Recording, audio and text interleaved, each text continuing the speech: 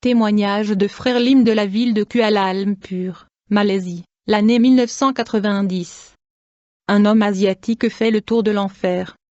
Je suis né dans une famille bouddhiste et suis très discipliné dans les valeurs de la vie. À 18 ans, je vivais seul parce que j'avais un travail. Je me suis consacré à la lecture de nombreux livres. Un jour, j'ai vu un livre dans la vitrine intitulé La révélation divine de l'enfer. Dans la culture bouddhiste, il n'y avait aucune mention à ce sujet. Le livre a attiré mon attention. J'ai acheté ce livre pour qu'il fasse partie de ma collection. C'était le seul livre évangélique que j'avais. J'ai commencé à lire ce livre et j'ai eu peur. Quelque chose dans mon cœur a dit que l'enfer est réel. Je me suis senti très repentant pour mes péchés. Quand quelqu'un m'a parlé de Dieu, le nom de Bouddha m'est venu à l'esprit. Mais après avoir fini de lire le livre, j'ai fini par croire en Jésus. Je n'ai jamais été dans une église auparavant. Il est très rare de trouver dans mon pays une église ouverte dominée par l'islam et le bouddhisme. J'ai découvert que la vie et la paix sont dans la voie de Jésus. La vie de liberté que les jeunes ont en Malaisie est un poison pour leur âme. Cela provoque la mort spirituelle et un grand vide,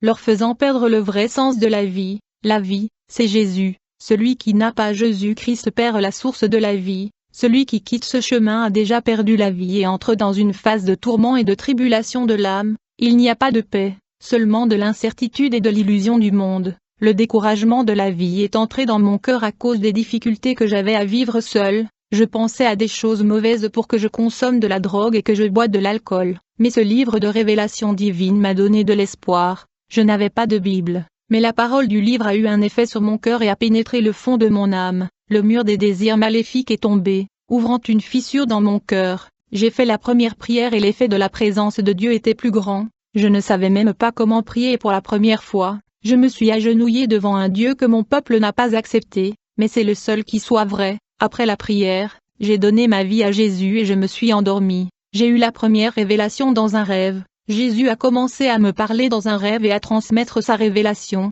Dans le rêve, j'étais dans un endroit sombre où il n'y avait pas de lumière. Une voix du ciel a dit, « Cet endroit est le pays qui n'a pas Jésus ». J'ai traversé cet endroit et n'ai rien trouvé. Je n'entendais que le rugissement d'un lion. J'étais désespéré de ne pas pouvoir marcher car il n'y avait pas de lumière et je ne pouvais rien voir. Ce lion a sauté sur moi et m'a griffé le bras. Le lion n'était pas comme ceux de l'Afrique. Le lion était noir et dans le noir, je ne pouvais voir que ses yeux. Une force plus grande ne laisserait pas ce lion me déchirer. Tout ce qu'il pouvait faire, c'était me gratter. J'ai marché dans ces ténèbres. J'ai trébuché et je suis tombé à terre. Je me suis levé et j'ai continué à marcher à la recherche de la lumière. Je voulais trouver un endroit où il y a de la lumière pour se cacher de ce lion. Je voulais juste sortir de cette obscurité pour ne pas avoir de défense contre les attaques de ce lion. Je ne pouvais pas voir et je ne savais même pas d'où venaient les attaques de ce lion. Il ne m'a tout simplement pas tué parce que Jésus m'a protégé. Étant à cet endroit, j'étais sans défense et vulnérable aux attaques de ce lion.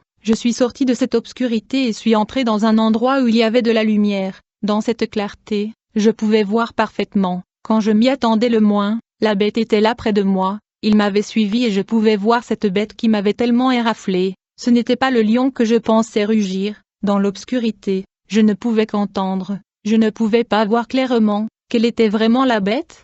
Un tigre noir à 2 têtes et un venin de serpent. Ce lieu de lumière m'a révélé qui était la bête qui m'a attaqué sans s'arrêter. La lumière de Dieu ouvre les yeux spirituels pour nous permettre de voir notre ennemi vraiment. La lumière révèle le mal caché dans les ténèbres. Quand cette bête s'est rendue compte que je pouvais voir parfaitement et que ses plans ne pouvaient plus être cachés, la bête a essayé de me dévorer vivante et m'a sauté dessus pour m'attaquer. Mais cette fois j'ai réussi à esquiver ses griffes. Je n'étais plus dans cet endroit sombre qui m'empêchait de voir la bête. Lorsque la lumière de Dieu ouvre mes yeux, le diable devient furieux et tente de me tuer. Mais quiconque est à la lumière est vigilant contre les assauts de Satan. La bête a insisté pour me faire mal jusqu'à ce qu'une épée apparaisse près de moi. J'étais fatigué de fuir cette bête et j'ai pris l'épée pour y faire face. S'échapper du diable et de ses difficultés n'est pas la solution. Nous devons faire face aux problèmes de front avec la foi en Jésus. La parole dit résistez au diable et il va fuir loin de vous. Celui qui doit fuir n'est pas vous mais le diable. Je ne pouvais pas vivre pour fuir éternellement et avec courage.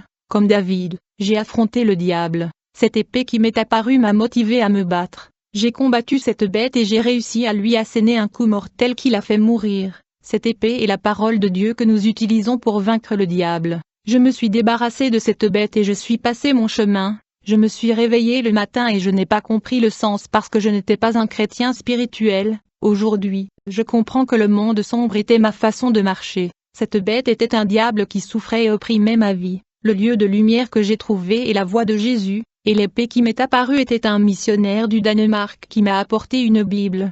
La fureur de Satan alors que je trouve la place de la lumière signifie que notre ennemi spirituel a été révélé. Mon combat avec la bête était le combat spirituel que j'avais. Plus tard le démon se manifesta dans mon père qui est un bouddhiste et ce dernier a essayé de me tuer. Je chasse son démon et j'ai gagné son âme pour Jésus. J'ai gagné les âmes des jeunes de mon village. Une forte persécution s'est produite contre moi dans le village, mais elle fut calmée plus tard. Tout cela était mon combat avec la bête. J'ai vaincu la bête dans le rêve et vaincu ceux qui m'ont persécuté. Le chrétien qui est venu du Danemark m'a donné une Bible anglaise. Il m'a donné une épée qui m'a fait gagner. J'ai traduit la Bible anglaise dans ma langue via Internet et en ai rédigé une deuxième. Le diable m'a dérangé d'être le seul chrétien du village. J'étais le danger pour ses plans. Il voulait me détruire pour que je ne multiplie pas plus de chrétiens. Ce territoire est bouddhiste et il ne veut pas que naisse la vérité qui sauve les âmes de cette terre. Satan marche comme un lion rugissant à avaler. Celui qui se détourne de la lumière s'approche des ténèbres. Ce sont ceux qui se détournent de Jésus et s'approchent du monde. Celui qui se détourne de la vérité s'approche de la chute et tombe dans les profondeurs de l'abîme, où il n'a pas la lumière de Jésus. Je me suis approché de Jésus et sa lumière a brillé sur moi. J'ai commencé à prier et à méditer sur chaque verset. La parole de Dieu m'a construit peu à peu. C'est seulement ainsi que j'ai pu échapper au lion noir qui cherche une proie facile sur laquelle agir et dévorer. Si la flamme s'éteint, ce lion des ténèbres va s'approcher. Les démons rugissent autour de ceux qui sont dans les ténèbres. Plus tard le missionnaire qui m'a donné la Bible m'a emmené dans son pays. Il a dit qu'au Danemark, il était plus capable d'enseigner et de préparer un croyant. Dans mon pays, il existe des millions de livres bouddhistes et les conditions pour enseigner l'évangile sont précaires. J'ai voyagé avec ce frère pour en apprendre davantage sur la parole de Dieu. J'ai prié et absorbé la parole de Dieu. Jésus a brisé les barrières de ma vie et m'a vaincu. J'étais au Danemark en train de travailler avec le missionnaire. Un jour, je venais d'une réunion évangélique et il était 5 heures de l'après-midi. Je me sentais fort maux de tête. Je me suis endormi et je me suis endormi profondément. 1 heure plus tard, j'étais debout et j'ai vu mon corps se coucher. Les ténèbres ont commencé à marcher vers moi et ont envahi la maison. Un tunnel noir fermé est apparu devant moi. Ce tunnel s'est ouvert et une force diabolique m'a entraîné à l'intérieur. Cet endroit ressemblait à un placenta en forme de cercle parfait et il se moulait.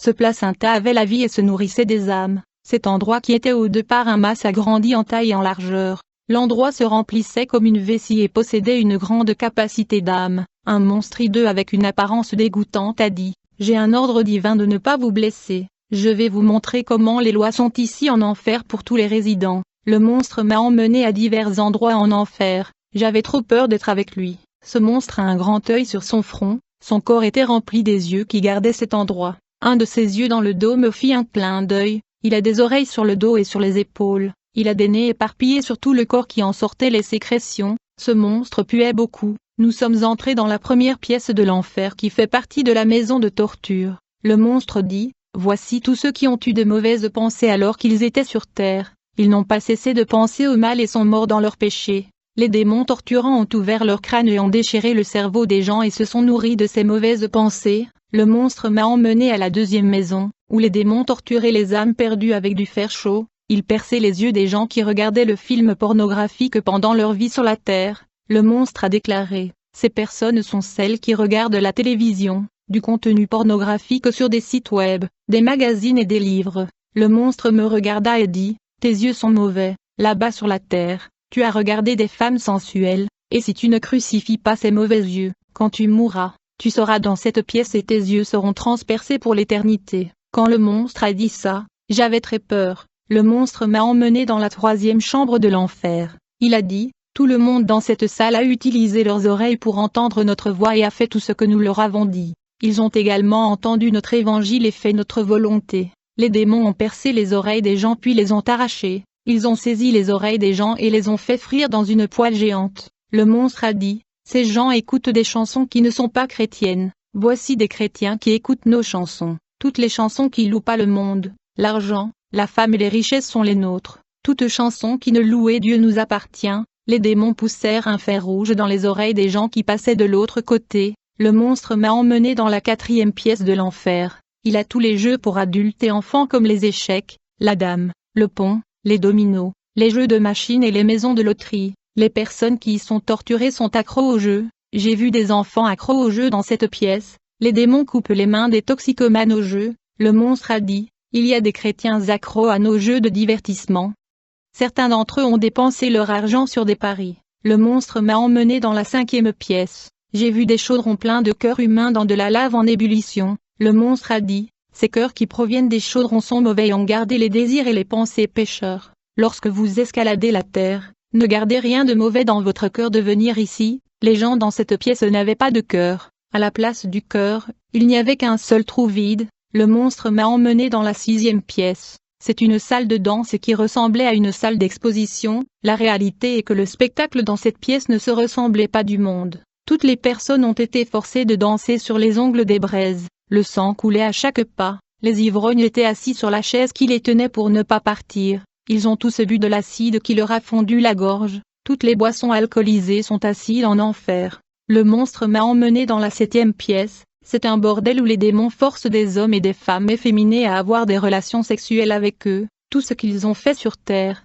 les démons leur ont fait vivre en enfer. Le monstre m'a emmené dans la 8e pièce. Il y a tous les jeunes qui sont punis pour avoir désobéi à leurs parents. Les démons avaient des fouets d'acier enflammés et harcelaient ces adolescents. Le monstre a dit, ces garçons n'ont pas obéi à leurs parents, ils n'ont pas accepté leurs autorités, ils n'ont pas compris leurs parents et ont répliqué. Les parents ont été déshonorés par des enfants rebelles. Le monstre m'a emmené dans la 8e pièce. Et il y a tous les magiciens et illusionnistes en train d'être torturés. J'ai vu des clowns de cirque se faire torturer. Ils sont là pour faire l'image de Dieu à l'image d'un clown. Ceux qui font de la magie et des astuces sont également présents. Le monstre a dit, toute blague qui trompe et trompe les gens est à nous. Le monstre m'a emmené dans la 9e salle. Il y a toutes les personnes qui ont été trompées par les livres, les magazines et les journaux. Dans cette salle se trouve un kiosque à journaux. Le monstre a dit, notre mensonge est dispersé à travers les marchands de journaux de la terre. Et tous ceux qui achètent ces matériaux perdent leur temps et devraient lire la Bible. Nous créons ces stands pour distraire et voler leur temps. Regardez le mensonge des romans dans les magazines. Les journaux sont un mensonge à vendre. Les magazines font des annonces incitatives pour voir les prochains chapitres des romans. Des bandes dessinées. Le monstre m'a emmené dans la 10e pièce. À ma grande surprise, il n'y avait que des enfants de 5 à 10 ans. Les démons ont tourmenté tous les enfants. J'ai vu comment, de l'intérieur de la tête de ces enfants du feu et la fumée, le monstre a montré des bandes dessinées et des histoires de manga. Le monstre a déclaré, les habitants de la Terre considéraient ces bandes dessinées comme inoffensives, mais c'est dans ces bandes dessinées que se trouvent nos doctrines. Nous avons gagné beaucoup d'enfants à travers des bandes dessinées et des dessins. Tous ceux qui sont torturés par des démons ont été trompés par les magazines, les livres et les journaux. Dans cette pièce, il y avait des jouets comme des poupées, des super-héros en plastique et des poupées femmes. Ces jouets avaient l'air d'être vivants. Ils ont semblé être possédés et ils riaient. Le monstre dit, voici l'idolâtrie enfantine que nous implantons à l'intérieur des maisons. Nous avons créé les héros super sauveurs du monde pour endoctriner les enfants. Leurs souvenirs du vrai sauveur de leurs âmes Jésus disparaissent. Ils préfèrent des héros de bande dessinée qui n'existent pas à ce héros qui a donné sa vie pour sauver l'humanité. C'est notre mensonge que nous rapportons du monde fictif à chaque enfant. Le monstre m'a emmené à la 11e pièce. Il y a tous les artistes martiaux, peu importe le mode de combat. Un octogone, peut-être un tatami ou un anneau, je ne connais pas le nom, mais c'est un lieu de combat. Les démons ont joué les combattants dans cet anneau et ont dit, luttons. Les démons les ont frappés en volant. Les démons ont torturé les combattants samouraïs. Ils ont été abattus par des démons à l'aide d'épées. J'ai regardé alors qu'ils coupaient la tête, les jambes, les bras et d'autres pièces éparpillées dans la pièce. Le feu coulait du sol de la pièce et brûlait les corps. Le monstre m'a fait sortir de la maison de la terreur et nous avons commencé à traverser l'enfer. Le monstre dit, je vais vous montrer une vieille idole que vous avez tant aimée. Il m'a emmené à un endroit où j'ai vu le combattant, Bruce. C'était mon acteur préféré, l'un des plus grands instructeurs d'arts martiaux de son temps. Avant ma conversion, j'ai regardé ses films. Je l'aimais beaucoup et si j'étais en vie, je voulais le rencontrer. Quand il est mort, j'avais 1 an. Je savais que je ne pourrais jamais le rencontrer car il est mort, mais dans mon ravissement, j'ai rencontré Bruce. Je l'ai vu dans une profonde tristesse. Il est dans ce lieu de tourment depuis des années. J'ai dit au monstre pourquoi il n'est pas dans la salle de torture des combattants. Le monstre a dit qu'il était très célèbre et qu'il ne pouvait rester là. Alors il a été jeté dans un lieu de célébrité. Je m'approchai de lui, et Bruce me demandait de l'aide à sortir de cet endroit parce qu'il ne pouvait plus supporter de souffrir. Des démons sont venus et ont commencé à le torturer. Les démons se moquèrent de lui en disant « Montrez vos coups si vous pouvez nous vaincre, vous êtes le roi du combat ». Un de ces démons a dit « Je vous avais dit et rendu capable de ne pas perdre les combats et vous pensiez être invincible. Sans moi, vous ne pourriez jamais faire tous les mouvements de Kung Fu. Je te faisais sauter haut. » Ce démon a commencé à frapper Bruce et l'a projeté dans les airs jusqu'à ce qu'il se brise les os avec plusieurs coups de pied. Bruce était étendu sur le sol en gémissant de douleur et les flammes quittaient le sol et brûlaient son corps. Avant ma conversion, je l'aimais bien. Ici en Asie, il est normal d'avoir Bruce comme idole. Les arts martiaux font partie de notre culture. Le monstre a dit, tout le monde qui pratique les arts martiaux est à nous et ceux qui font des méditations au Bouddha et aiment le Bouddha vont en enfer. Le monstre a dit, si cela dépendait de moi, tu ne révéleras jamais nos œuvres sur terre. Nous avons été obligés de révéler nos plans. Racontez maintenant aux chrétiens tout cela sur terre. Beaucoup d'âmes de votre pays seront sauvées grâce à ces révélations. Le monstre est sorti de face avec beaucoup de colère, le feu lui sortant du nez. L'ange du Seigneur est venu pour me sauver. Il est descendu en enfer et m'a fait sortir de là. N'avais jamais vu un ange et j'étais émerveillé par la lumière qui sortait de son corps. L'ange a pris mon âme à la maison. J'étais de retour sur terre. Je suis au Danemark en train de travailler avec le missionnaire. Je compte un jour retourner dans mon pays et lutter contre le bouddhisme en Malaisie. Le bouddhisme prêche qu'il n'y a pas de Dieu absolu. Je peux dire que Jésus est absolu. Le bouddhisme enseigne que nous pouvons suivre notre chemin. Nous devons suivre la parole de Jésus. Le bouddhisme croit que l'homme n'a aucune valeur et croit en la réincarnation. Un homme a de la valeur pour Jésus. La réincarnation n'existe pas. Personne ne revient plus sur terre. Quand les gens meurent, ils vont soit au paradis, soit en enfer. Le bouddhisme enseigne que la force de l'univers éclaire l'homme au salut. Jésus est le seul qui sauve. Personne ne peut se sauver sans son illumination.